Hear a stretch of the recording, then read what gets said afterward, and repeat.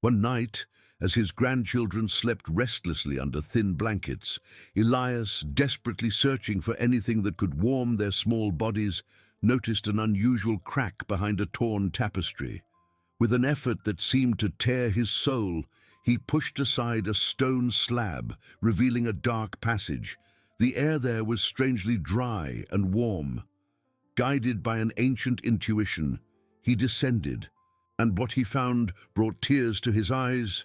It wasn't a cold dungeon, but a royal pantry, miraculously intact, filled with barrels of grain, cured cheeses, honey in clay pots, and, to his astonishment, a small wooden chest with gold coins and an ancient deed, rolled and sealed. The castle wasn't cursed, it was a forgotten inheritance, and the reward for his resilience was the promise of a future, forever silencing the voices that had once scorned them. The dry, warm air of the royal pantry was an unexpected embrace, a stark contrast to the damp cold that had become Elias and his family's constant companion. His eyes, accustomed to gloom and hopelessness, now absorbed the sight of an abundance that seemed stolen from a dream. Barrels stacked to the ceiling, exuding the sweet aroma of grains and the pungent tang of cured cheeses. Sealed clay pots, promising the golden nectar of honey. It wasn't just food. It was life. It was warmth. It was the promise of satiety for long, empty stomachs. Elias knelt, his trembling hands touching the rough wood of a barrel, then the smooth surface of a cheese, as if needing tactile proof to believe in the reality of that miracle. The small wooden chest, forgotten in a corner, seemed almost a detail amidst the vastness of that edible treasure. But when his aged fingers opened it, the dull gleam of gold revealed itself, and the sealed deed, rolled with a leather tie, whispered secrets of a past he had never imagined. The castle, that stone giant everyone avoided, was not a tomb of curses, but a vault of hope. Elias's mind, once a labyrinth of worries, now raced 1,000 miles an hour. The urgency to share this discovery, to dispel the despair in the eyes of Clara, his pregnant daughter-in-law, and to feed his hungry grandchildren was overwhelming. But there was also an innate caution, an inner voice that warned him. Why was this pantry intact? Why was the castle abandoned if it held such wealth? The story that it was cursed, that restless spirits roamed its corridors, echoed in his memory. Would this discovery be a blessing or a new trap? With renewed effort, Elias took a piece of cheese, a hardened bread from a linen sack, and a small pot of honey. The gold, for now, would remain hidden. The deed he tucked into the deepest pocket of his torn clothes. He needed tangible proof, something that could be seen and touched, to convince Clara and the children that hunger was no longer their fate. He pushed the stone slab back into place, disguising the passage with the torn tapestry, a secret that now weighed as heavily as the hope in his heart. The return to the main hall was a blur. The cold seemed sharper, the castle's silence more oppressive. Clara sat near the unlit fireplace, her 4 children huddled around her, their small bodies trembling under thin blankets. The faint moonlight filtering through the broken windows revealed the paleness of her face, the deep circles under her eyes that betrayed sleepless nights and foodless days. The sight squeezed Elias's heart. "Clara!" he called, his voice hoarse with contained emotion. She raised her head, her large, tired eyes fixed on him. The children, awakened by the sound, looked with curiosity and a thread of hope. "Grandpa Elias? Where were you? It's so cold," one of the boys murmured, his voice weak. Elias held out the cheese and bread. "Look what I found." Clara's eyes widened. It was real food, not the crumbs they had rationed for days. The children, seeing the cheese, let out a small gasp of surprise and contained joy. "Grandpa, is it real?" the eldest girl asked, her eyes shining. "Yes, my little ones, it's real, and there's more, much more." Elias sat down, the pot of honey in his hands. I found a hidden place, a pantry full of food and warm. Clara took the cheese, her hands trembling. A pantry? But how? The castle is empty. It's not empty, my dear, it's a treasure. For years, people fled this place, calling it cursed. But there's no curse here, only secrets, secrets that are now ours. Elias watched as Clara divided the cheese and bread among the children, who ate with a heartbreaking voracity. He opened the honey and offered a spoonful to Clara, who savored it slowly, tears streaming down her face. "It's for our baby too," she whispered, her hand on her swollen belly. "So he won't feel hunger." That moment, the silence broken only by the children's chewing sounds and Clara's contained weeping, was proof that hope had returned. But Elias's mind couldn't fully rest. The pantry was a miracle, yes, but the castle was still a mystery. The deed in his pocket burned, a promise and an enigma. What would it reveal? And what would possession of such a place mean for them, a family with nothing, now with an unexpected fortune and a home everyone avoided? The night was far from over, and the castle's secrets, he knew, were only just beginning to unravel.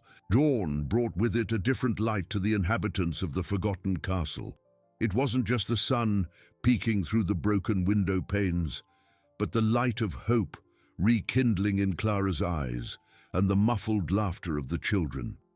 The night of hunger had been replaced by unexpected satiety, a miracle of cheese and bread Elias had brought from the earth's belly. The little ones, previously huddled and frail, now stretched under their blankets, their faces rosier, the glow of life returning. Clara, though exhausted, felt a renewed strength. The honey, sweet and nourishing, had calmed her stomach and that of the baby growing inside her. She watched Elias with a mixture of reverence and concern. He had brought salvation, but the weight of the discovery seemed etched onto his aged features. The castle, once a desperate refuge, now revealed itself as an even greater enigma.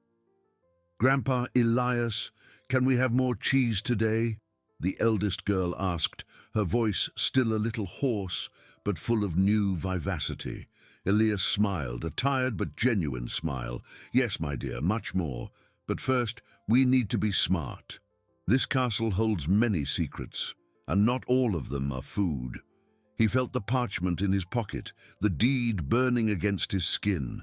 The gold, though a promise of security, was an even greater burden. The pantry was a blessing, but he knew the real battle was only just beginning. They had food, but they had no security. The castle was a sleeping giant, and Elias feared what might awaken.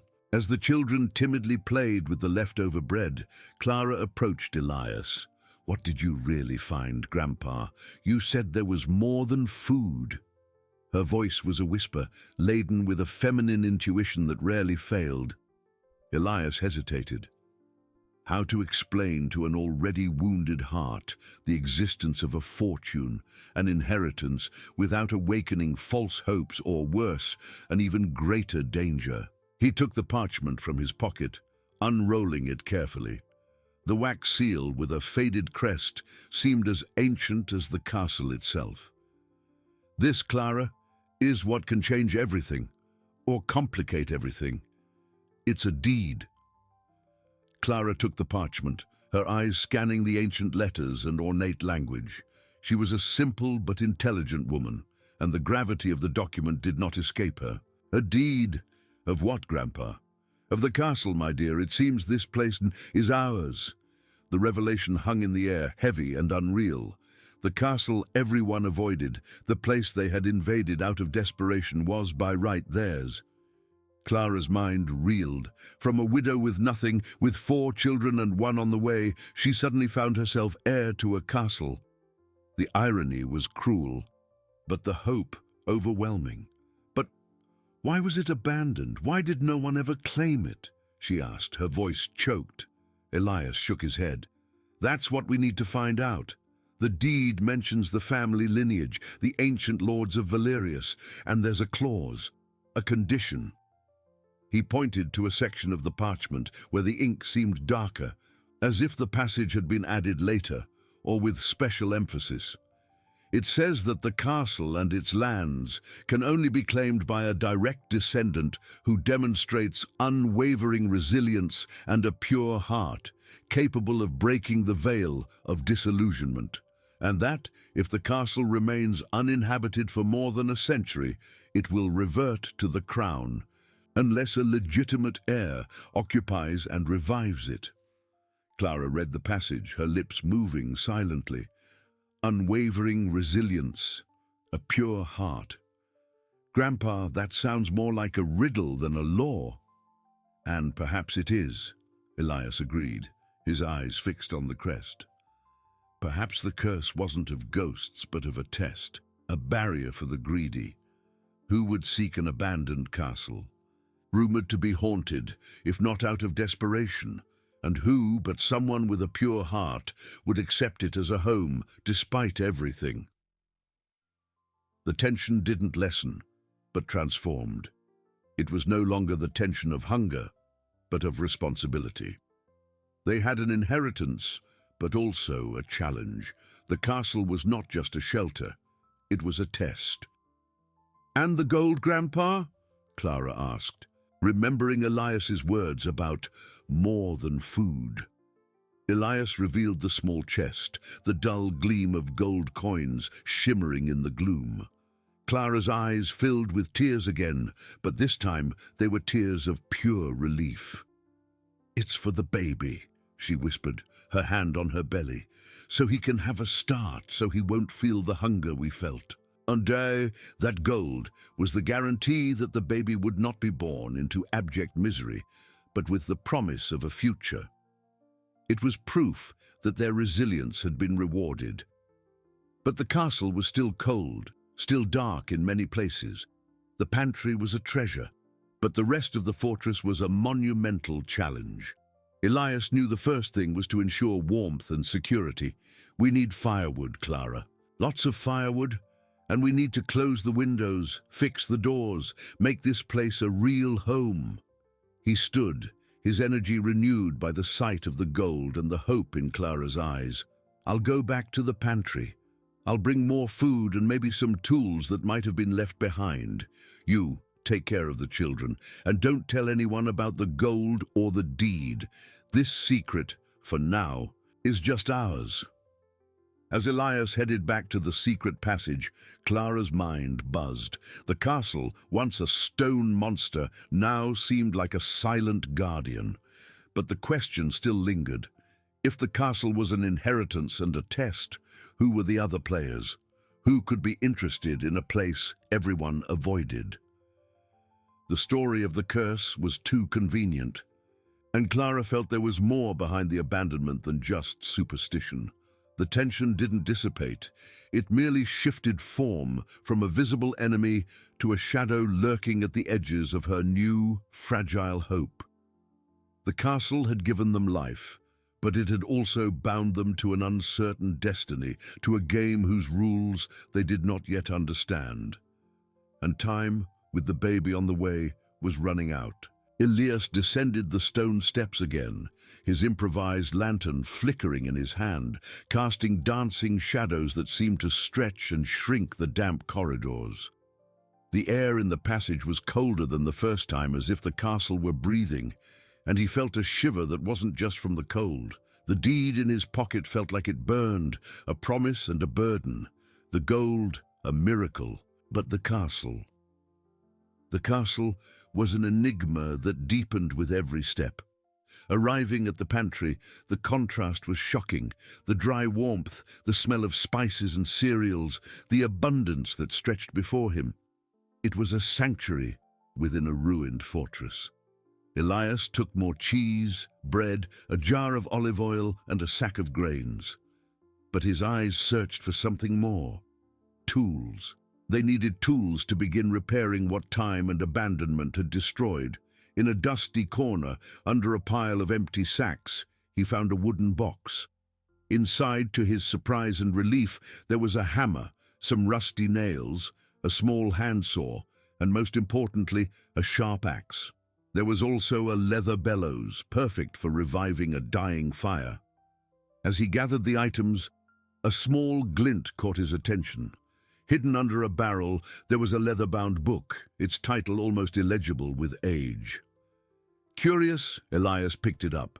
The pages were yellowed, the ink faded, but it seemed to be an ancient diary or record.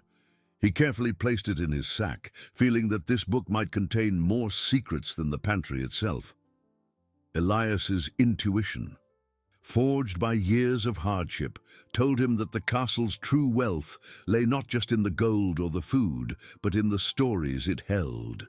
Upstairs, Clara watched the sleeping children, their faces serene in the faint morning light. The cheese and bread had given them a peaceful sleep, a luxury they hadn't enjoyed in a long time. She touched her belly, feeling the baby's slight movement. That small being yet to be born was already the reason for her strength, the anchor of her hope. But the responsibility was overwhelming. A castle, an abandoned castle with a curse, was now hers. She stood and walked to one of the broken windows. The cold wind whistled through the cracks, reminding her of their vulnerability.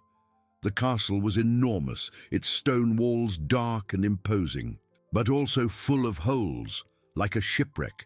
How could they, a pregnant woman and 4 small children, transform this sleeping giant into a home? The deed's condition, unwavering resilience, and a pure heart echoed in her mind. She had resilience, yes, life had forced her to have it, but a pure heart and the veil of disillusionment. What did that truly mean? A sound of heavy footsteps pulled her from her thoughts. Elias returned, carrying a fuller sack and the axe in one hand. His eyes met hers, and a silent understanding passed between them. The struggle hadn't ended, it had merely shifted battlegrounds. "I found some tools," Elias said, his voice a little breathless. He placed the axe and the bellows on the floor. "And this book. It looks ancient. Maybe it will tell us something about the castle." Clara took the book, feeling the weight of history in her hands. "We need fire, Grandpa. The cold is biting." "Yes, but first, firewood. Lots of firewood. Where could we find dry wood in this place?" Elias looked around at the ceiling beams, at the ruined furniture lying in dark corners. The idea of dismantling the castle itself to warm it seemed a cruel irony. It was then that one of the boys, the eldest, woke up. "Grandpa, what's that?" He pointed to a solid wooden door, almost hidden by the darkness, and a torn tapestry on the wall opposite the main fireplace. "It smells strange coming from there." Elias and Clara exchanged a look. They had explored the main room, but the door, obscured and appearing to be part of the wall, had gone unnoticed. Elias approached, axe in hand. The wood was swollen but not locked. With a push, the door creaked open, revealing a small, dark room.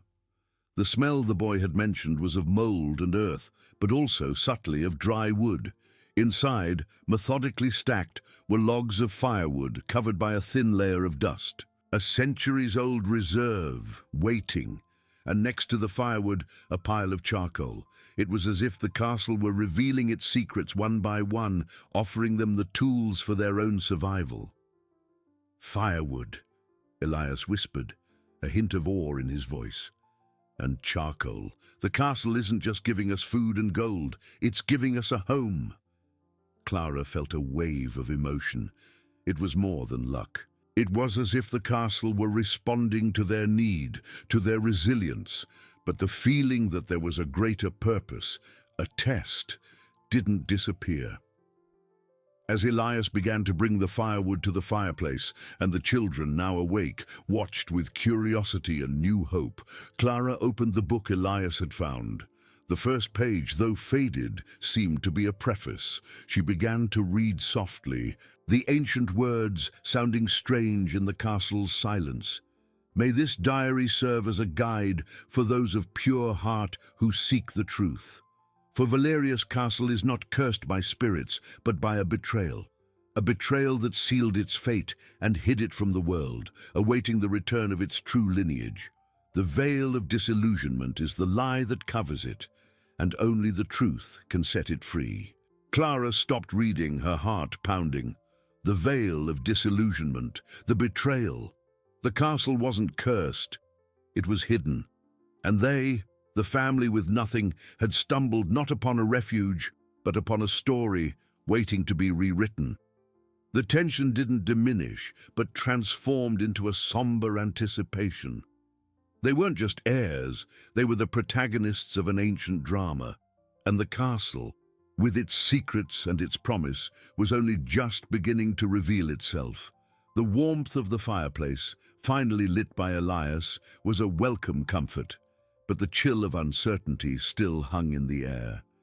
The night was far from over, and the truth, they knew, would be a burden as great as the inheritance itself. The warmth of the fireplace, finally lit by Elias, was a welcome comfort, but the chill of uncertainty still hung in the air. The night was far from over, and the truth, they knew, would be a burden as great as the inheritance itself. Clara felt the weight of the book in her hands, its yellowed pages whispering secrets of a distant past, the veil of disillusionment, the betrayal. It wasn't a curse of ghosts, but of lies and human ambition. The castle wasn't abandoned, it was hidden, and they, the family with nothing, had stumbled not upon a refuge, but upon a story waiting to be rewritten. With her heart racing, Clara continued to read, the ancient words coming alive in the flickering firelight. The diary belonged to a woman named Ilara, the last lady of Valerius Castle before its disappearance. Ilara narrated the story of a noble family, the Valerius, guardians of ancestral knowledge and a treasure that went beyond gold, an artifact of incalculable power. But this power attracted greed. A distant relative, an ambitious cousin named Lord Kale, conspired to take the castle and its secret. He spread the legend of the curse, poisoning the minds of the people with fear and superstition, while in truth, he himself orchestrated the castle's isolation. Kyle, with the help of mercenaries and a few traitors within our own walls, sealed the castle, not with magic, but with terror and lies. He made it seem as if the Valerius family had succumbed to a plague, to madness. Those who tried to approach were driven away, or worse, silenced. The veil of disillusionment is not a magical mist, but the curtain of lies he wove over Valerius, hoping that time would erase the memory of the true lineage, and that the castle would become his by right of abandonment. Clara lifted her eyes from the book, the fire dancing in her pupils. The deception was as cruel as it was ingenious. The gold in the pantry, the castle itself, were not just an inheritance. They were proof of an injustice, a stolen legacy. The curse was an invention, a shield of lies. But if Kyle had acted this way, he or his descendants could still be nearby, still interested in keeping the castle hidden. The tension that was once hunger and cold was now the fear of an invisible but very real enemy. Meanwhile, Elias, with the leather bellows, stoked the flames, transforming the fireplace into a warm embrace. He had strategically stacked the firewood, ensuring the fire would last. The children, warm and fed, began to huddle near the heat, the older ones watching the spectacle of the flames, the younger ones already dozing off.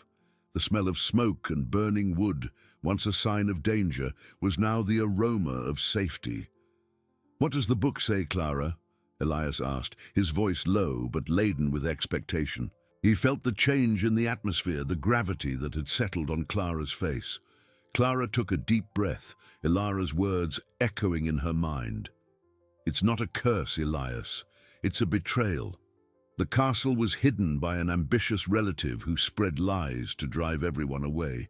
He wanted the castle and a treasure that's inside." Elias stopped what he was doing. the bellows falling softly to the floor. His eyes, previously focused on the fireplace, now fixed on Clara, a shadow of concern crossing his face. A treasure? Beyond the gold? Yes, Ilara speaks of an artifact of power, and of a true lineage that should return. She hid clues, hoping someone with a pure heart would find them. Clara flipped through a few more pages, finding a rudimentary hand-drawn map with notes in elegant calligraphy. This map seems to indicate other points within the castle, places where she hid more than just food. The revelation of the map added a new layer of complexity. The castle was not just a shelter, but a labyrinth of secrets, a treasure hunt game with life or death stakes. The promise of more wealth was tempting, but the danger of being discovered by those who might still be searching was immense. "We need to be careful, Clara. Very careful," Elias warned, his voice grave. "If there's a treasure, there are those who seek it. And if the story of the curse was a farce, who knows what else is a lie out there?" He stood, his imposing figure casting a long shadow on the wall. "I'll go up and see if I can close some of those windows, at least the closest ones. We can't afford to be seen, and we need water. Lots of water." Clara nodded, her mind already working on the diary's implications. The castle was a living organism, breathing secrets. With each page turned, a new door opened, but also a new threat revealed itself. The Valerius family hadn't disappeared. They had been erased, and now, somehow, Clara's lineage was linked to this rescue. She continued to read, Ilara's voice becoming clearer in her mind. The diary was not just a record, it was a testament, a cry for help across time. Ilara described traps and secret passages, not to protect the treasure from common thieves, but from Kyle and his accomplices. It mentioned a seal, a mark that would identify the true heir, and the need to awaken the castle so it would reveal all its secrets. The veil of disillusionment cannot simply be torn. It must be undone piece by piece, with truth and courage. With each secret revealed, the castle will remember its purpose, and light will return to its dormant stones. Clara felt a shiver, the light returning. The castle was more than walls and towers. It was an entity waiting to be reactivated. And she, a pregnant widow with nothing, was the key. The responsibility was overwhelming, but the hope, now mixed with a sense of purpose, was a fire that burned stronger than the fireplace. Elias returned a few minutes later, carrying a wooden bucket he had found in a dusty corner near the firewood door. "The downstairs windows are in bad shape, but I managed to improvise something with some pieces of wood and fabric I found. It's not perfect, but it will give us some privacy for now. The water. The main cistern is dry, but I found a smaller well in the inner courtyard. The water is cold but potable." He placed the bucket near the fireplace, the sound of metal against stone echoing in the silence. With each small victory, each discovery, the family rooted themselves deeper in that place. But the shadow of Kyle and the complexity of the castle's secrets hung like a dark cloud. "Ilara speaks of a seal, Elias," Clara said, her voice a whisper, "a mark to identify the heir, and that we need to awaken the castle." Elias knelt beside her, his eyes fixed on the book. "Awaken? What does that mean?" Clara shook her head, Ilara's words still confusing her. "I don't know." But the diary continues. It seems there are more clues, more locations to explore. She mentions a secret library, a walled garden, and even a crypt. The mention of the crypt sent a shiver down Elias's spine, colder than any draft the castle could produce. He knelt beside Clara, his eyes fixed on the book, but his mind already wandering through the dark depths the word evoked. Crypts were not places of life, but of eternal rest, and the idea that the castle's truth might lie among the dead added a macabre layer to the already complex web of secrets. Awaken? "What does that mean, Clara?" he repeated, his voice hoarse, almost a whisper. The fireplace crackled, the flames dancing, casting long, distorted shadows that seemed to writhe with each new revelation. The children slept, oblivious to the weight that had fallen upon their parents' shoulders, their soft breaths the only innocent sound in that vast hall. The night deepened, and the fireplace's light, though comforting, was not enough to dispel the shadows that stretched beyond the main hall. The castle had given them a beginning, but it had also dragged them into the center of an ancient intrigue, a deadly game where truth was the only weapon, and their resilience would be tested in ways they could never have imagined. The baby in her womb was the promise of a future, but also the most fragile link in a chain of events that was only just beginning to unfold. Time, with the baby on the way, was running out, and the castle, with its secrets, waited. Elias took the diary from Clara's hands, turning it to examine the map more closely. His thick fingers traced the irregular lines, the strange symbols. A secret library. That makes sense. Knowledge is power. And a walled garden, perhaps to hide something that grows or is planted. He paused, his gaze fixed on a specific point on the map, marked with a small circle and a letter A. But the crypt? Why a crypt? And what does it mean to awaken the castle? It's as if it's alive, waiting for something. Clara felt a shiver, but also a strange connection to Ilara's words. She wrote, "The veil of disillusionment cannot simply be torn. It must be undone, piece by piece, with truth and courage. With each secret revealed, the castle will remember its purpose, and light will return to its dormant stones." It seems the castle is more than just a building. It's a guardian, and it needs to be activated. Elias nodded slowly, his brow furrowed in concentration. "So, we're not just looking for a treasure, we're restoring something. But what? And what is this seal she mentions? A mark to identify the heir." He looked at Clara, his practical mind trying to find logic in the mysticism. "Do you think this seal is something you have, or that the baby will have?" The question hung in the air, heavy. Clara touched her belly, where life pulsed softly. The responsibility was immense. "I don't know, Elias, but if Ilara hid these clues for someone with a pure heart to find, and if we found them, perhaps there's a reason. Perhaps her lineage or her husband's has some connection to us." "We need more light," Elias said suddenly, breaking the silence. "This map is detailed, but the firelight isn't enough to see everything. And if there are traps, as Ilara mentioned, we can't afford to miss a detail." He stood, his imposing figure casting a long shadow on the wall. "I'll look for something that can give us more stable light, maybe some candles or a lantern. And perhaps, if there is one, a more complete map of the castle. Ilara must have had one." Clara nodded, her mind already focused on the diary. "I'll reread the parts about the traps and secret passages. We need to know where not to go, as much as where to go." As Elias moved away into the darkness of the corridor, armed only with an improvised torch and his determination, Clara felt the weight of loneliness and fear. The castle, once a refuge, now seemed like a sleeping giant, full of hidden mysteries and dangers. With each step Elias took, the silence grew deeper, punctuated only by the crackling of the fireplace and the children's breathing. She flipped through the pages again, searching for any word that might offer an immediate clue, a clear direction.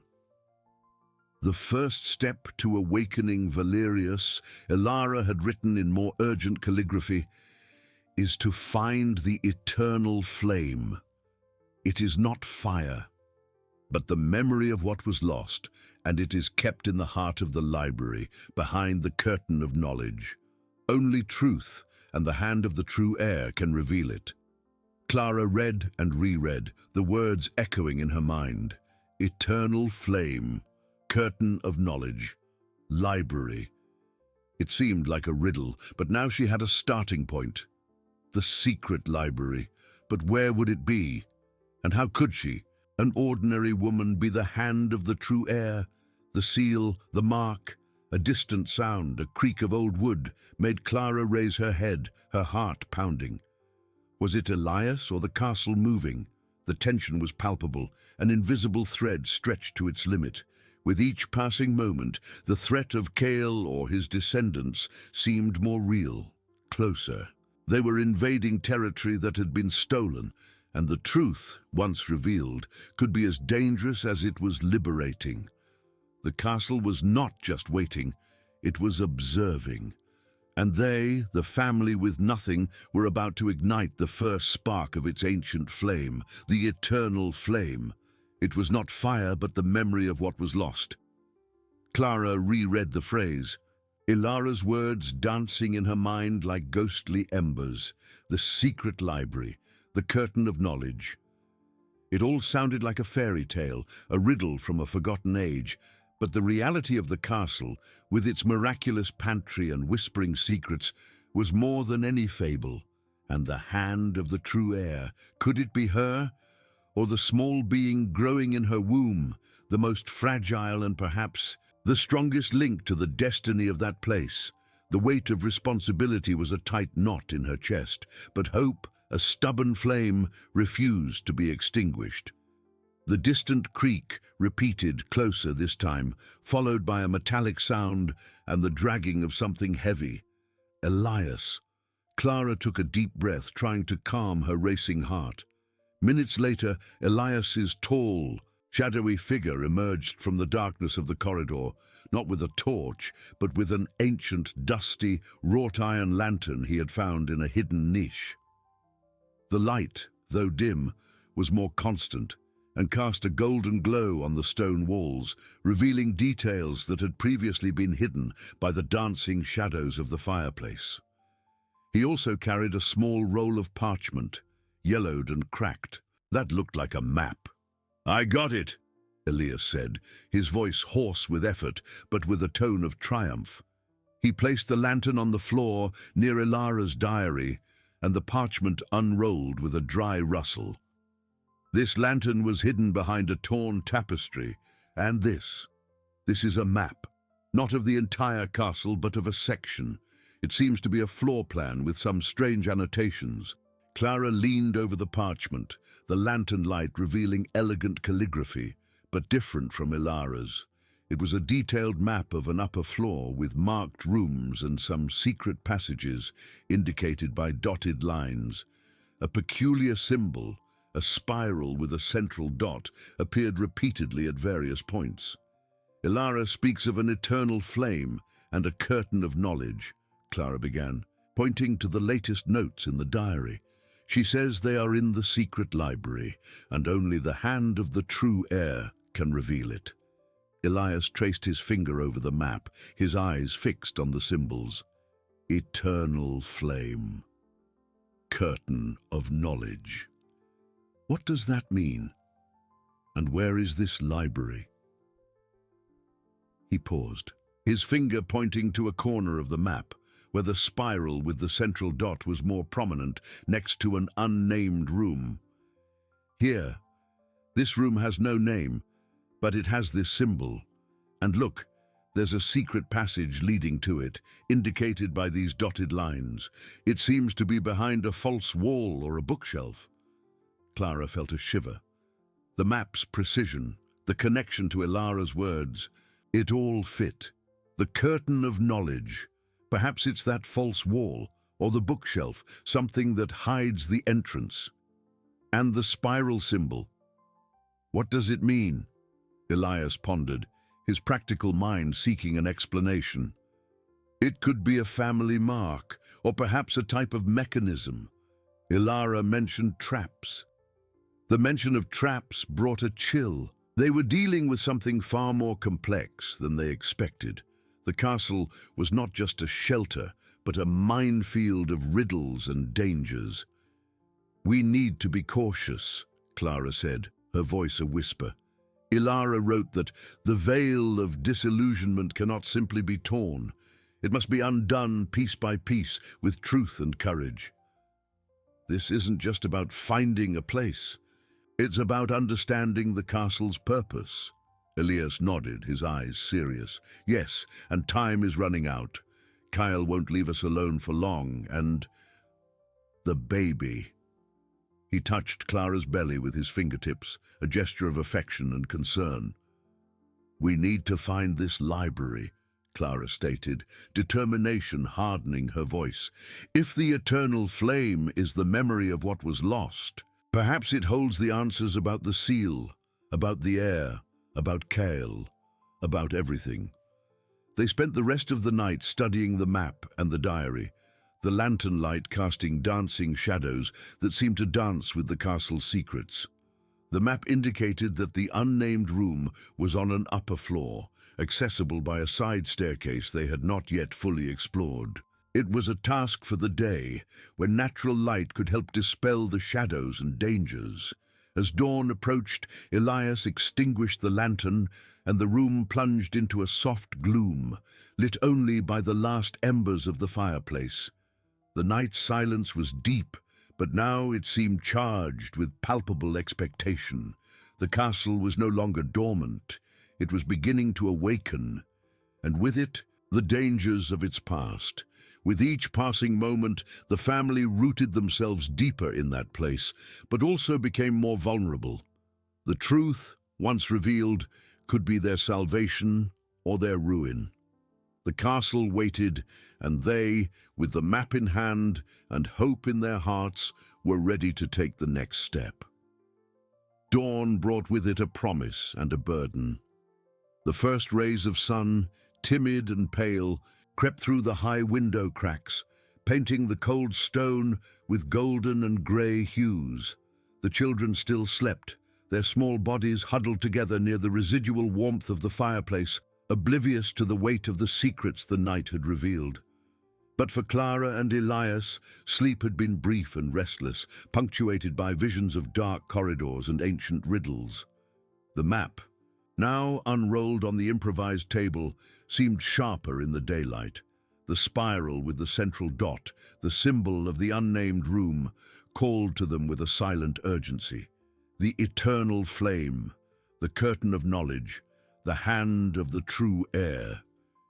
Ilara's words echoed in Clara's mind, a mixture of hope and dread.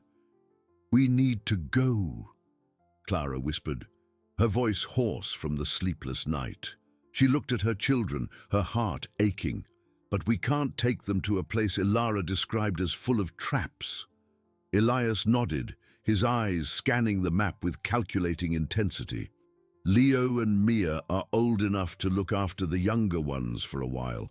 We'll explain that it's an exploration, a search for something important, but that they must stay here, safe.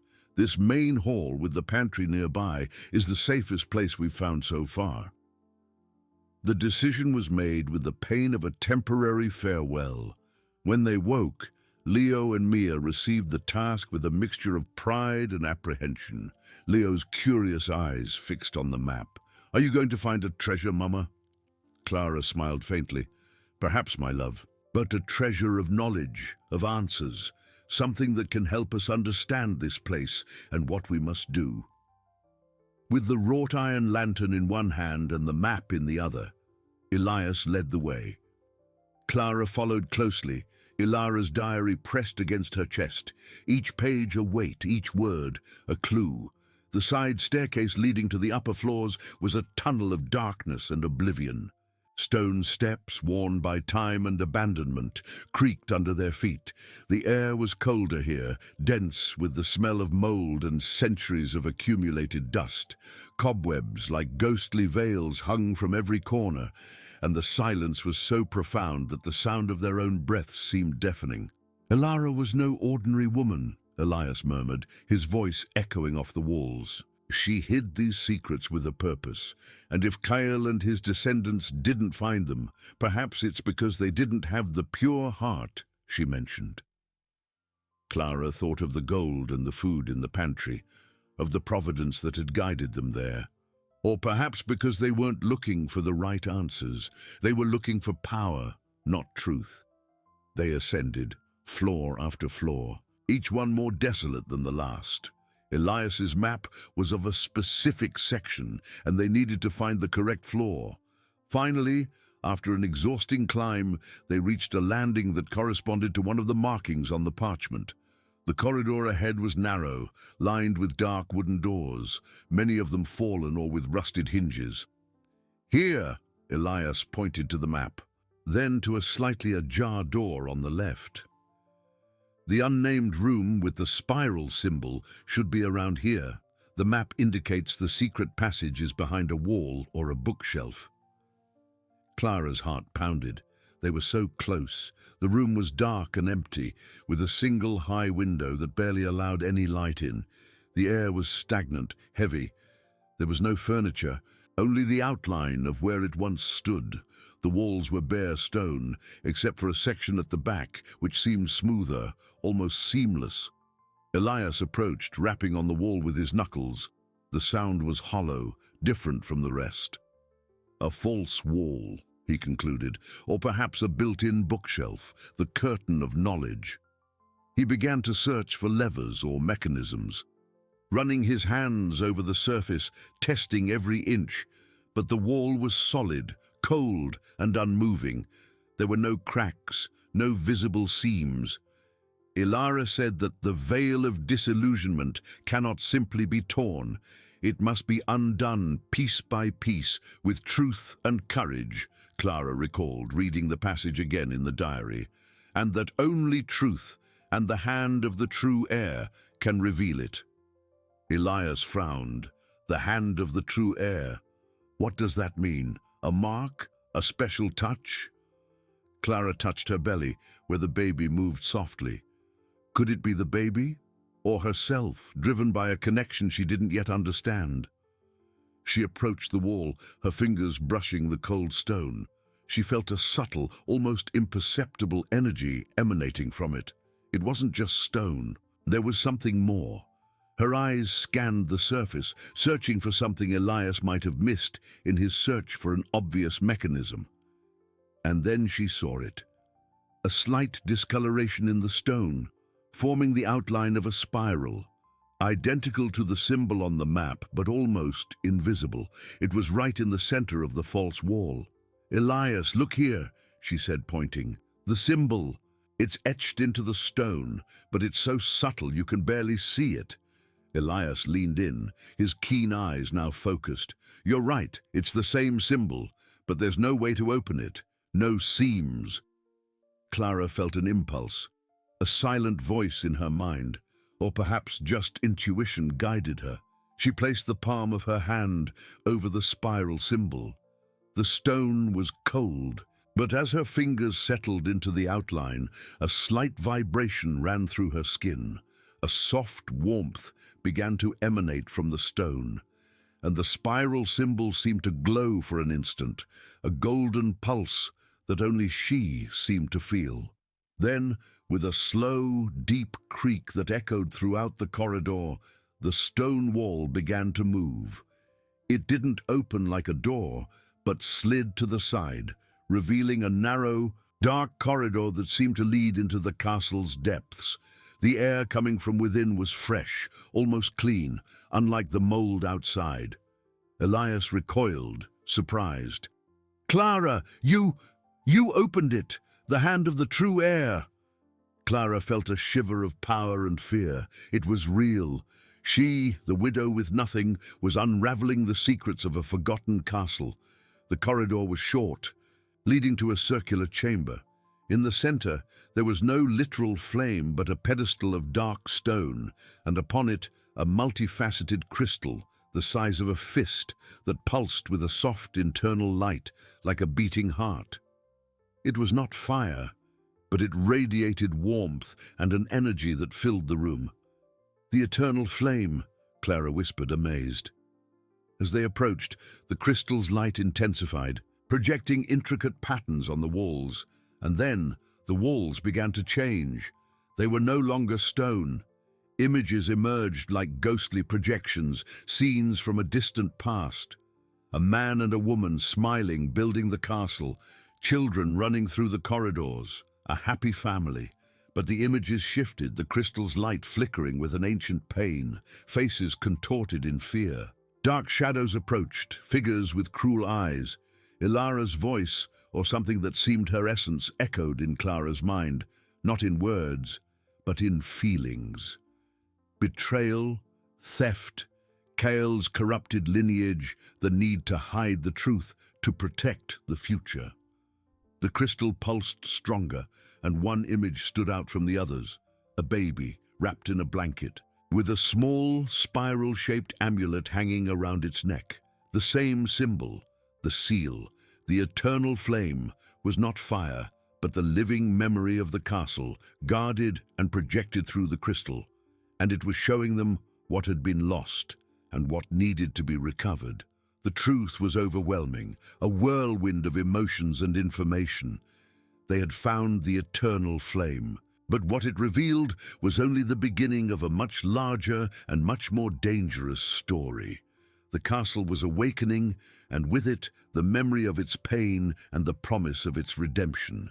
The crystal pulsed again, and the light emanating from it was no longer just a glow, but a torrent of memories, a river of images that flooded the chamber walls. Clara and Elias watched, mesmerized, as the castle's history unfolded before their eyes, not as a distant tale, but as a vivid, almost palpable experience. The initial scenes of joy and creation, of Ilara and her husband, the true builder, raising the castle with love and purpose, faded. In their place, the shadow of a betrayal lengthened. An imposing dark figure emerged from the projections, Kael. Not the Kael of heroic legends, but a man consumed by ambition, his eyes hungry for power, his mouth uttering words of deceit and domination. The crystal revealed Ilara, young and radiant, alongside her companion, the guardians of ancestral knowledge. They belonged to a lineage that possessed a deep connection to the land itself, to the magic that permeated the world. The castle was not just a stone fortress. It was a sanctuary, a repository of wisdom and power built to protect and nurture that essence. Kael, a distant relative, had been welcomed into their home, but his loyalty was a facade. He coveted the power he felt emanating from the castle, the inheritance that was not his by right. The betrayal came like a dagger in the back, swift and brutal, images of internal battles, of loyal guards falling, of Ilara and her husband desperately fighting to protect their deepest secrets. Ilara's pain was palpable, transmitted directly to Clara's soul through the crystal's energy. The despair of a mother watching her world crumble, her legacy threatened. The image of the baby, the same one with the spiral amulet, reappeared, but now it was clear. It was the child of Ilara and the true heir, the last of her pure lineage. Kael had usurped the throne, corrupted the lineage, and hunted down all who could pose a threat to his illegitimate dominion.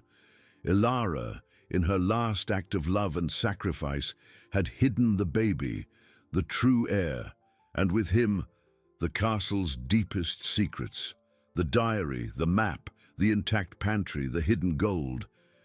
Everything was part of her meticulous plan so that one day the truth could be revealed and justice restored. The gold was not just a provision, it was the lineage's treasure. What Kael had stolen now returned to those with a pure heart. Ilara's silent voice, now clearer, resonated in Clara's mind. Not in audible words, but in feelings and convictions. The castle is a living being, and its essence has been wounded. Kael sought power for himself, but did not understand that true power lies in harmony, in protection, in truth.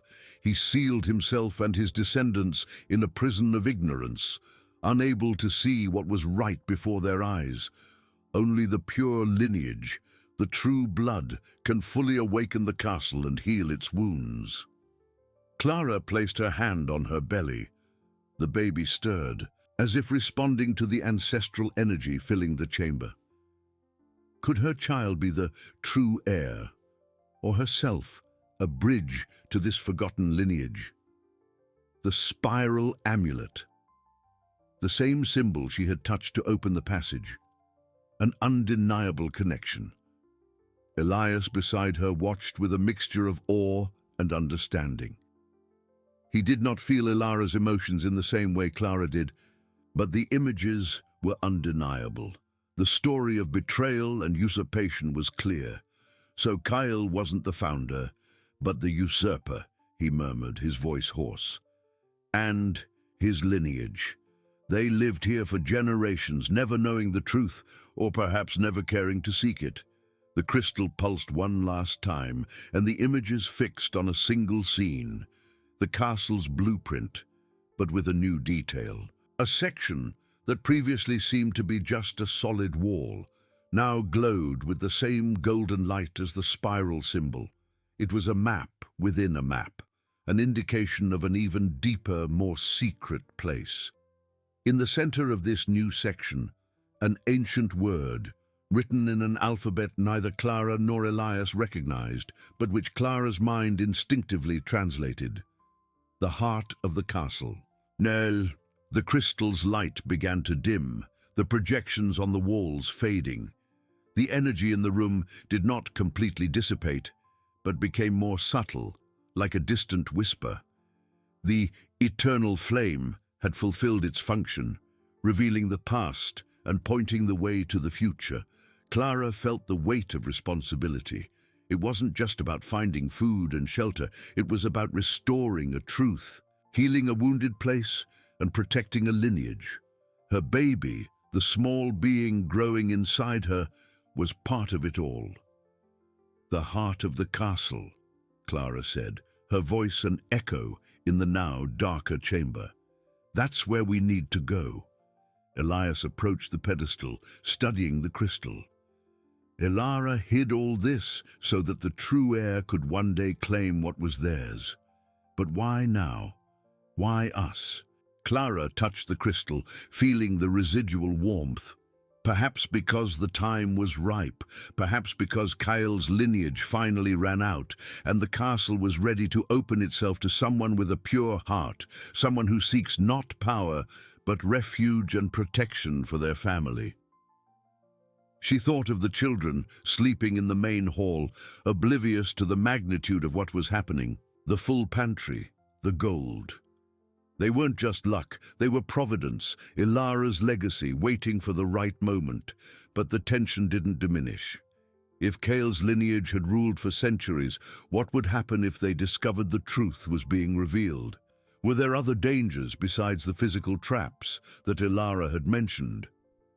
The castle, now awakening, it could attract the attention of forces who preferred its secrets to remain buried. The heart of the castle, Elias repeated, his eyes fixed on the fading projection. It must be the center of everything, where Ilara's power was sealed, or where the castle's true essence resides. He took Ilara's map again, comparing it with the mental image of the new blueprint. It's not on this map. It's a hidden section, even deeper. Clara felt a chill, not from cold, but from a premonition. The journey was only just beginning. The truth was a heavy burden, but also a promise. They would have to be more than mere survivors. They would have to be restorers, guardians. And the castle, with its ancient secrets and its living memory, was ready to guide them, or to test them to their limit. The circular chamber, once a place of revelation, now seemed like a threshold. Beyond it, the unknown and the promise of a destiny Clara could never have imagined. The silence returned, but now it was a silence charged with purpose, with a newfound mission.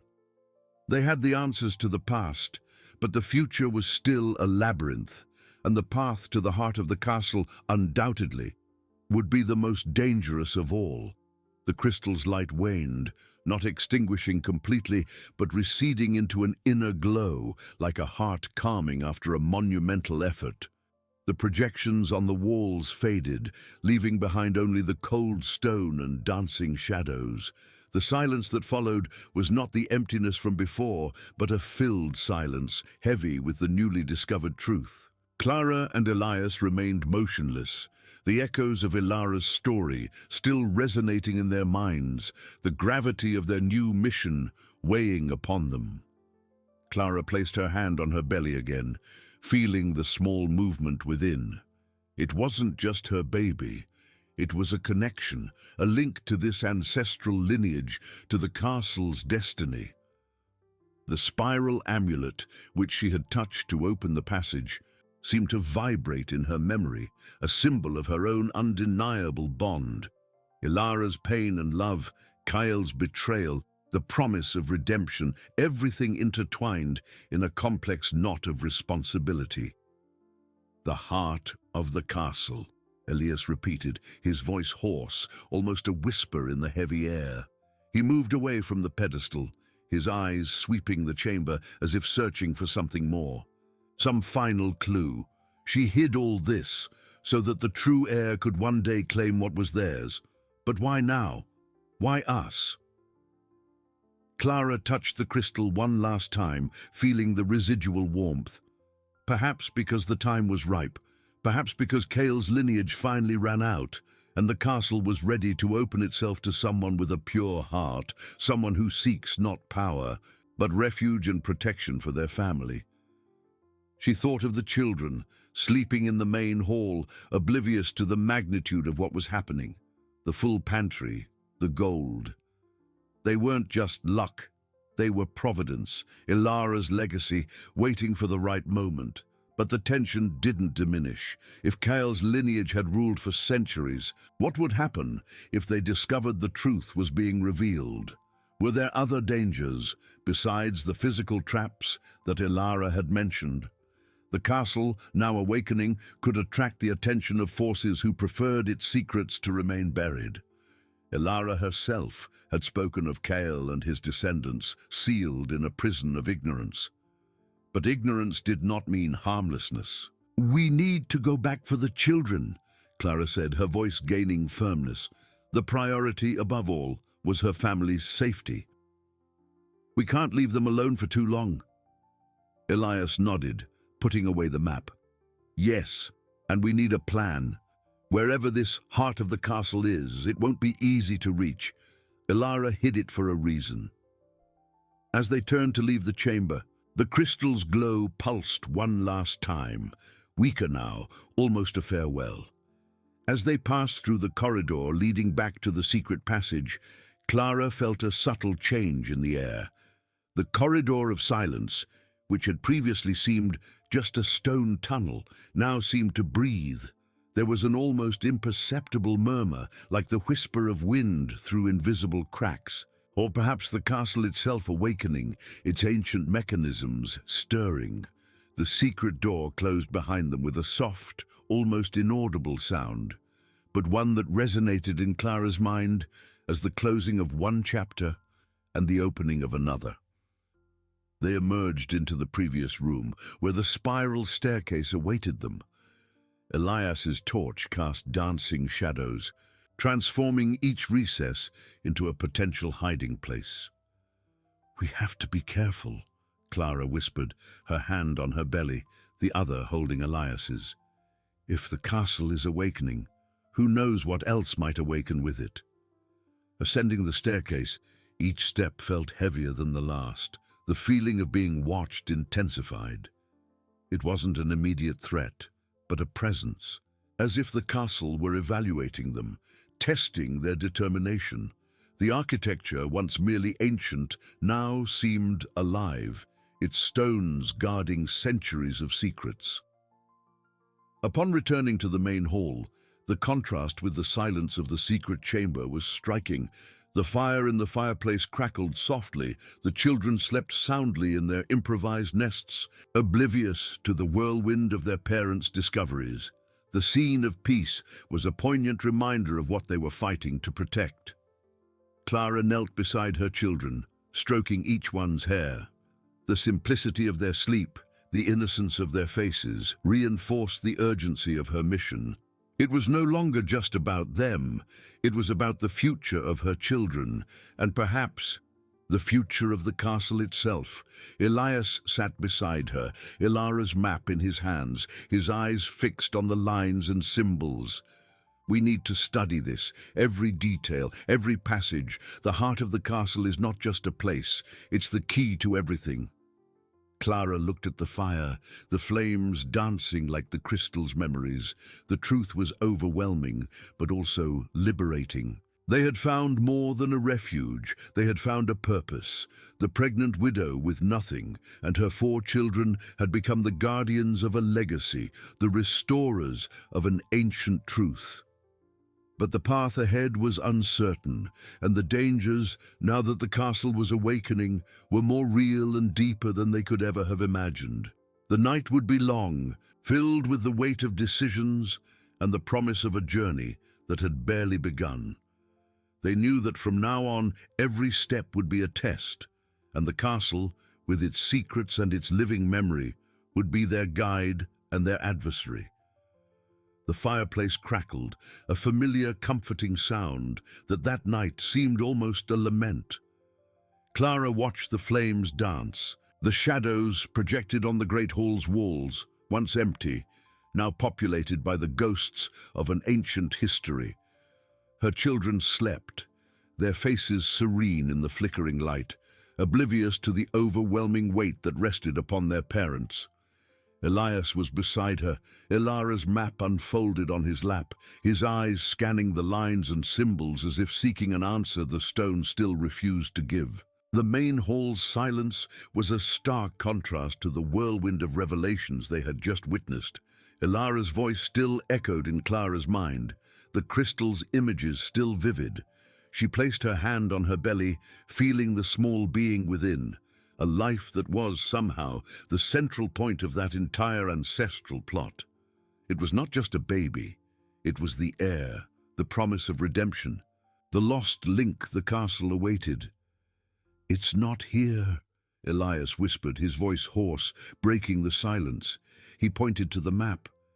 "The heart of the castle." Ilara said it's deeper, a hidden section. But where? Clara closed her eyes for an instant, trying to recapture the crystal sensation, the amulet's vibration.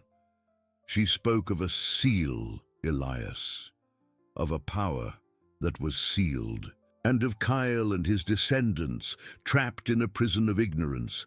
But ignorance doesn't make them harmless, quite the opposite.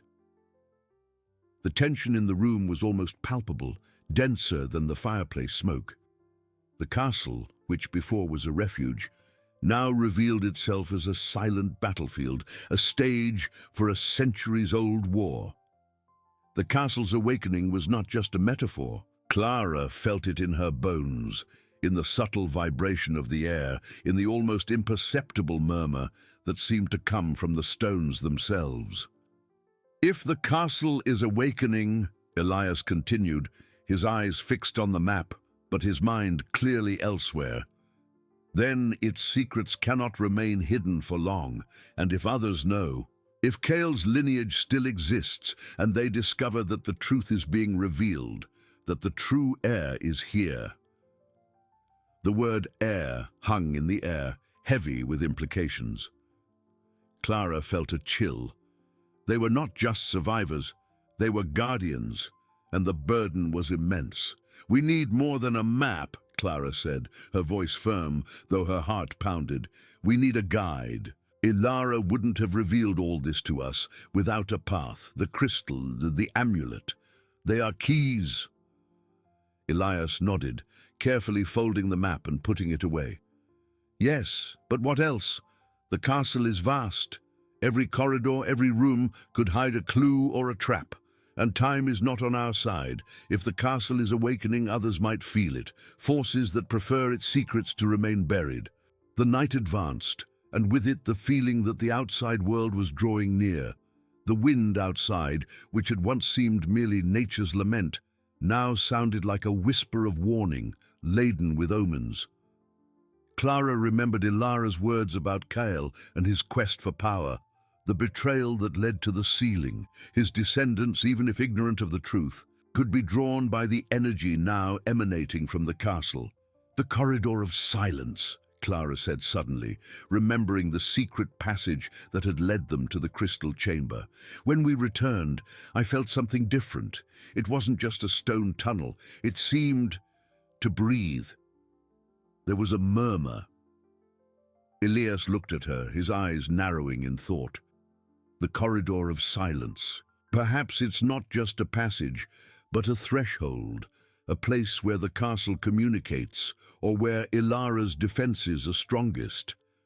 The idea that the castle could communicate, that it had a consciousness of its own, was both frightening and fascinating.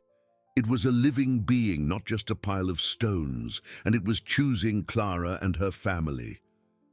"We need to go back there," Clara decided, determination growing within her. "We can't wait. If the castle is guiding us, we need to follow, and if there are external dangers, the best defense is to discover the heart of the castle before anyone can reach us." Elias hesitated for a moment, looking at the sleeping children, leaving them alone. "Not for long," Clara promised, "but we can't afford to wait. Whatever is awakening won't wait for us. We need answers, Elias, and the corridor of silence is the only place where we felt this change." The decision was made, a silent pact between them. The urgency was palpable. They were no longer just a desperate man and woman seeking refuge.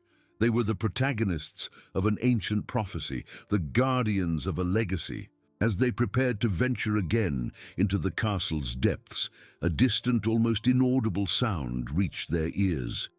It wasn't the wind, nor the crackling of the fireplace. It was a metallic sound, a prolonged creak, like that of a heavy door opening somewhere very, very far away in the castle's depths, or perhaps beyond its walls. Clara and Elias exchanged a look, the same thought etched on their faces.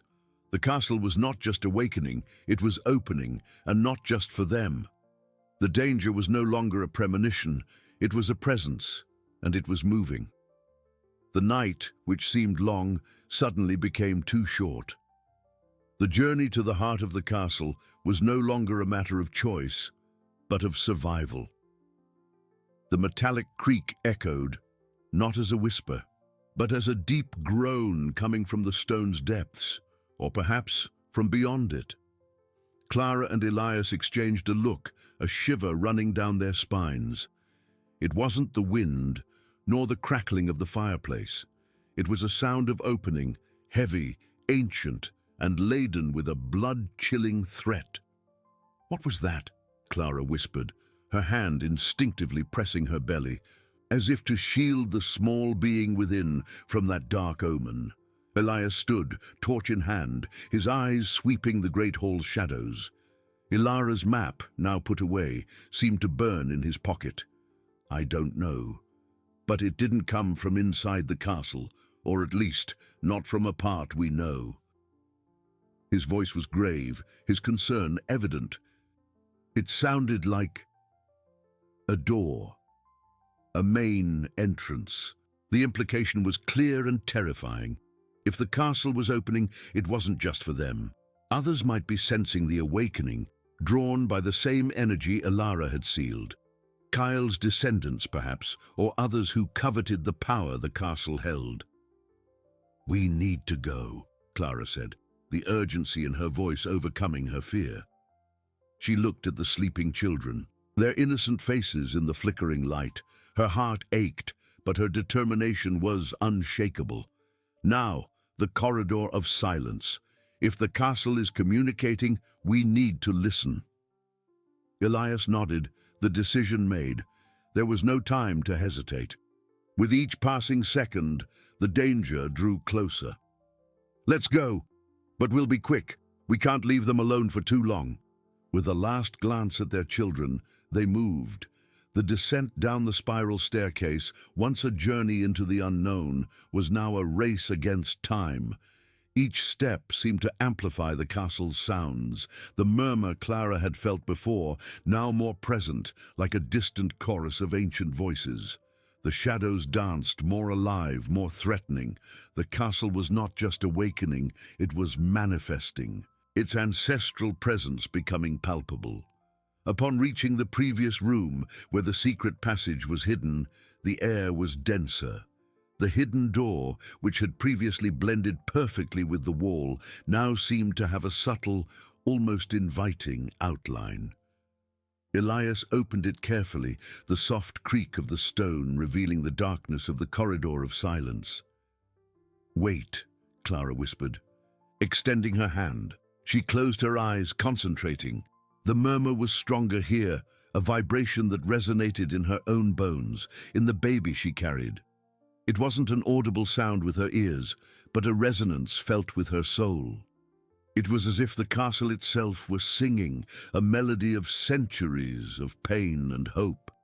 Elias lit the torch, but the light seemed to be absorbed by the corridor's darkness. The stone walls, previously smooth and cold, now seemed to pulse with a subtle energy. Clara took a step forward, her hand gliding over the stone. It was cold, but there was a current of life beneath its surface. "It's different," she said, her voice almost a reverent whisper. "It's not just a corridor, it's a nerve, a vein of the castle." As they advanced, the murmur transformed into something more distinct. They weren't words, but a succession of images, flashes of ancient memories that seemed to project directly into her mind. She saw Ilara, young and powerful, sealing something with an intense glow. She saw Cale, his face contorted by fury and greed. And then a vision of the castle, vibrant and full of life, before being covered by a mist of oblivion. "The castle is showing us," Clara gasped, her hand on her chest. "It's showing us what happened, the sealing, the truth." Elias, though he didn't experience the visions with the same intensity, felt the change in the air, the mystical pressure that permeated the corridor. The torch in his hand trembled, its flame flickering as if fighting an invisible force. "What do we see, Clara? What does it want us to know?" Suddenly the murmur ceased. The visions dissipated, leaving Clara dizzy, but with renewed clarity. The corridor, which seemed endless, revealed a subtle recess in the side wall. It wasn't a door, but a fissure almost imperceptible that had previously been hidden by the sealing energy. Now, it glowed with a faint greenish light, like the light of the crystal they had found. "There!" Clara pointed, her voice firm. "It's the passage. The castle is guiding us. The heart of the castle is not just a place, it's a truth that needs to be unearthed." Elias approached the fissure, the torch illuminating the opening. It was narrow, almost a crack, but the greenish light emanated from within, inviting them to enter. There was no doubt this was the way. But as they prepared to take the next step, another sound echoed, this time closer, clearer. It wasn't a creak, but a dry snap, followed by a heavy dragging like something large and ancient being moved. And it didn't come from inside the castle. It came from outside, from the direction of the main entrance. The castle was not just opening, it was being invaded. The race against time had become a race for survival. The heart of the castle was not just the destination of their journey, it was the only hope of protection against the danger that was now relentlessly approaching the walls that had once been their refuge. The night was far from over, and Clara and Elias's true test was only just beginning. The dry snap reverberated through the corridor of silence, followed by the heavy, unmistakable dragging of something large and ancient being forced. It wasn't the sound of a door opening, but of a barrier being breached. The threat was no longer lurking, it was knocking at the door, or rather breaking it down. Clara and Elias exchanged a look, icy terror in their eyes. The greenish light emanating from the fissure in the wall, previously an invitation, was now a demand. There was no time to hesitate, to ponder the unknown. The unknown outside was infinitely more dangerous. "We have to go," Clara whispered, her voice tense but firm. Her hand instinctively went to her belly, a protective shield for the future she carried. The baby, the heir, was the key, and the castle its guardian. Elias nodded, the decision made. There was no time to hesitate. With each passing second, the danger drew closer. "Let's go. But we'll be quick. We can't leave them alone for too long." With a last glance at the corridor that was growing darker, they squeezed through the fissure.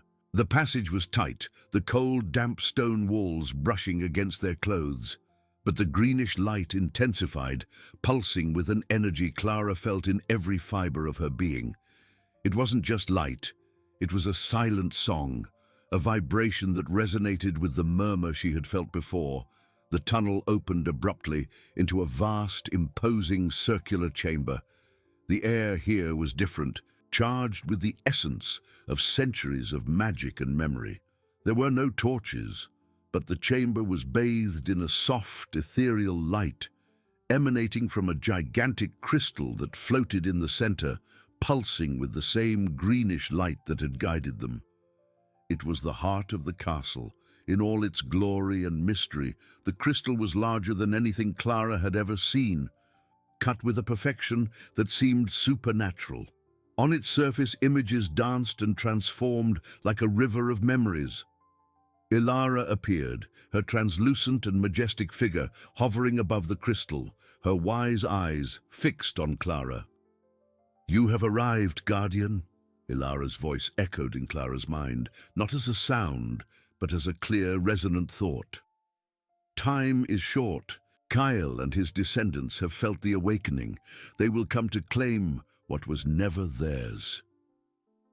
Elias, though he didn't hear the voice, felt Ilara's presence, the powerful energy radiating from the crystal. He tightened his grip on the torch, feeling like an intruder in such a sacred place, but his loyalty to Clara was unwavering. "The castle is a living being, Clara," Ilara's voice continued, now more urgent, "and its heart pulses with the truth and power Kale sought to steal. This crystal is not just a source of energy, it is the repository of all my knowledge, of all my defense." The images in the crystal intensified, showing scenes of battle, of ancient magic, and then a focus on the figure of a baby enveloped in a golden glow. Clara felt a shiver. "The true heir," Ilara revealed, the baby's image merging with the very image of Clara's womb. "Your child, Clara. He will carry Ilara's blood and spirit, the power to seal Kale once and for all, or to free the castle from his shadow forever. But he is vulnerable. The castle must protect him." Clara gasped, the revelation hitting her with the force of lightning. Her baby. He was not just a child. He was the hope of a realm, the center of a millennia-old prophecy. The weight of responsibility was overwhelming, but the determination in her heart solidified. "How?" Clara asked, her voice choked with emotion. "How can the castle protect him? How can we stop them?" Ilara floated closer, her ethereal form almost touching Clara. "The amulet, the crystal you found, they are keys. The amulet is a focus for your own energy, Clara, and the crystal is the heart's fragment. They must be united here, at the center of power." Clara pulled the amulet from her neck, the small crystal she had found in the pantry and the larger crystal Elias had unearthed. Both glowed with a soft light in her hands. "Place them on the pedestal beneath the heart," Ilara instructed. "Your connection, your pure intention, and the blood of the heir you carry will awaken the castle's deepest defenses, but you must be quick. They are within the walls." A distant crash, louder and closer than before, shook the chamber. The sound of stone shattering, of muffled screams. The invasion was real and it was progressing rapidly. Elias stepped forward, the torch trembling in his hand. "Clara, we have to do this now!" With trembling but firm hands, Clara approached the polished stone pedestal beneath the floating crystal. There were two perfectly shaped indentations for the crystals. She placed the amulet in the first and the larger crystal in the second. The moment the two clicked into place, a wave of greenish energy erupted, not just from the pedestal, but from the heart of the castle itself, enveloping Clara in a warm, vibrant embrace. Ilara's figure dissolved into the glow, but her voice echoed one last time, stronger, clearer, filling the chamber. The castle is yours. Your will is its. Protect the heir. Protect the truth. The energy intensified, and Clara felt a deep connection with every stone, every corridor, every tower of the castle. She could feel the defenses activating, doors slamming shut with dull thuds, walls vibrating with a newly awakened force. It was as if the castle were breathing, its stone lungs filling with air, its rock muscles contracting. But the connection also brought a disturbing awareness, the presence of the invaders. She could feel their dark auras, their malicious intentions, moving through the upper galleries, approaching the area where the children slept. They were not just thieves, they were hunters, and they knew what they were looking for. The ground trembled again, this time more violently. A sharp, unmistakable scream echoed through the castle's depths. It wasn't a scream from the invaders, it was a child's scream. Clara's heart stopped. Her children. "They've reached the children!" she cried, panic taking over. The connection to the castle, which had previously seemed a shield, was now a conduit for pain and fear. Elias turned, his face pale. "We have to go back, now!" But before they could move, the central crystal pulsed with a dazzling light. The entire chamber filled with a deafening hum, and the images in the crystal transformed into a three-dimensional map of the castle, showing red light points, the invaders, and blue light points, the children. And then, a new light, golden, emanated from the children's room, enveloping them in a protective barrier. "The castle protected them," Clara whispered, her voice filled with relief and terror, "but not for long. We need to get there. We need to fight." The energy of the heart of the castle now flowed through her, a power she never knew she possessed. She was no longer just a pregnant widow, she was the guardian, the key to the castle's defense and the future. But the way back was long, and the invaders were drawing ever closer. The final battle had begun, and the fate of all depended on her courage and the strength of the castle that now pulsed in her veins. The energy of the heart of the castle was not just a wave, it was a torrent, a river of ancestral power that flooded Clara, filling every vein, every nerve, every thought. It was not a feeling of possession, but of symbiosis. She did not control the castle, she was the castle. And the castle was her. The stones, once cold and inert, now pulsed with her own heartbeat, an extension of her very being. The three-dimensional vision of the castle in the central crystal was no longer an external image. It was a map in her mind, every corridor, every room, every shadow, a part of her consciousness. The red dots, the dark auras of the invaders, moved with alarming speed. They were not just searching, they were destroying. She could feel the pain of the walls being broken, the fury of the castle being violated, and the blue dots, her children, were surrounded by the golden light, a barrier that flickered under the invisible blows of the aggressors. The child's scream she had heard before now resonated in her soul, an echo of the fear she felt for them. "They are in the children's room," Clara repeated, but her voice was no longer that of a terrified widow. There was a new resonance, an authority that Elias felt, even without understanding the depth of the connection. "The castle protected them, but the barrier won't last. We need to go, now." Elias, pale, nodded, the torch trembling in his hand.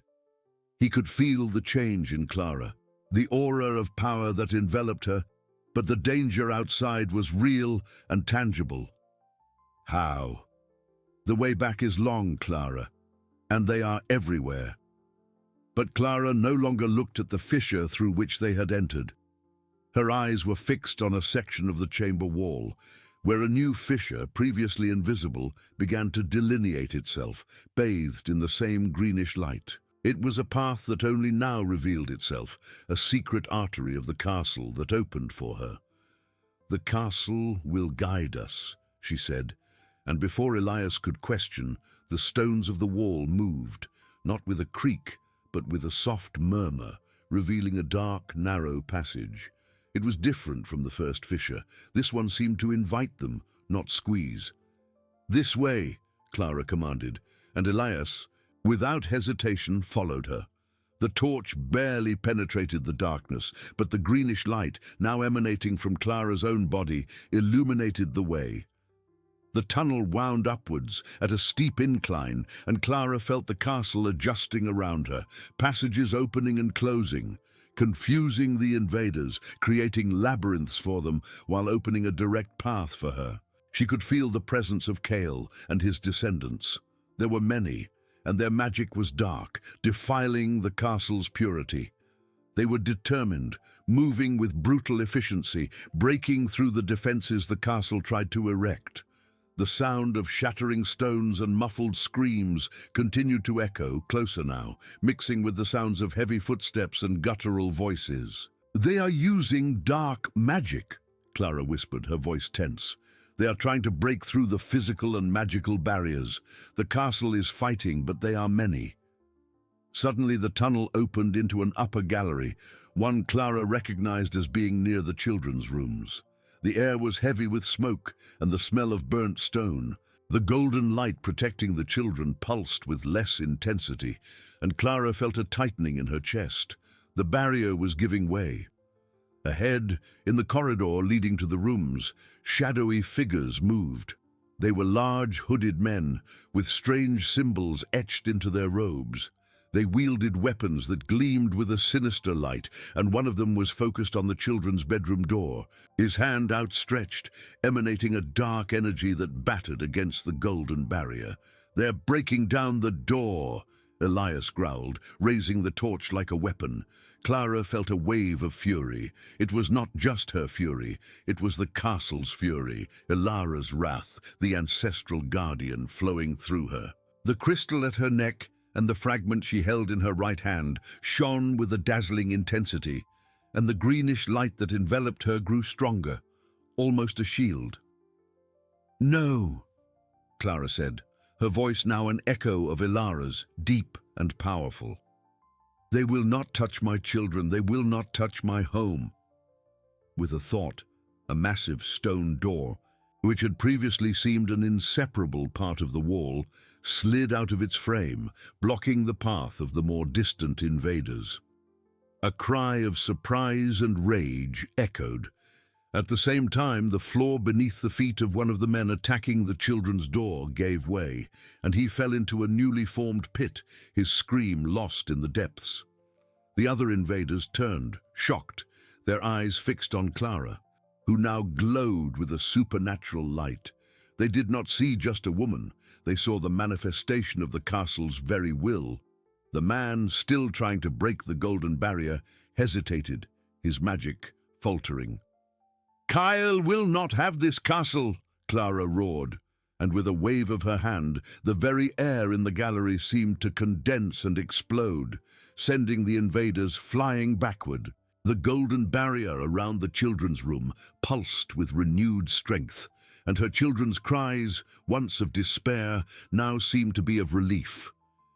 Elias, astonished, saw Clara not as the widow he had sworn to protect, but as a queen, a sorceress, the very soul of the castle. He ran to her side, his torch raised, ready to fight alongside this new and powerful Clara. But the battle was far from over. The invaders, though momentarily repelled, were many and determined. They stood up, their eyes filled with hatred and recognition. They knew who she was now. The Guardian had awakened, and the final confrontation for the fate of the castle and the heir was about to begin. In the dark, ancient galleries that now pulsed with Clara's life and fury. Clara's fury was not just her own. It was the fury of centuries, Ilara's wrath, the ancestral guardian, flowing through her like a raging river. The crystal at her neck and the fragment in her right hand shone with a dazzling intensity, and the greenish light that enveloped her became a vibrant, almost palpable shield. "No!" Clara roared, her voice now an echo of Ilara's, deep and powerful, resonating through the galleries like the sound of 1,000 thunders. "They will not touch my children. They will not touch my home." With a thought, the massive stone door she had invoked to block the path of the more distant invaders shuddered and disintegrated into dust, revealing more shadowy figures advancing. But before they could react, Clara raised her hand.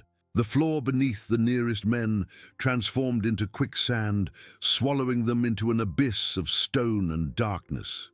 Screams of horror echoed as the gallery walls writhed, forming sharp spikes that pierced the aggressor's armor or closed like jaws, crushing them against the cold rock.